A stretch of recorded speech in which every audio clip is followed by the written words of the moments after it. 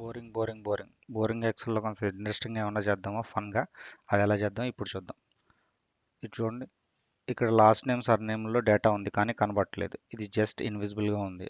అలా ఇన్విజిబుల్గా చేయడానికి ఒక చిన్న ఫార్మాటింగ్ మ్యాజిక్ ఉంది. అదేంటి ఇప్పుడు చూద్దాం.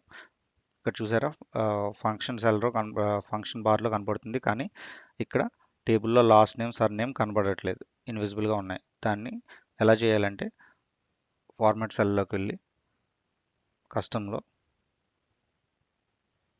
జస్ట్ ఇప్పుడు చూపిస్తున్నారు జనరల్ రిమూవ్ చేసి 3 సెమీకోలన్ సెలెక్ట్ చేయండి, ఎంటర్ కొట్టండి.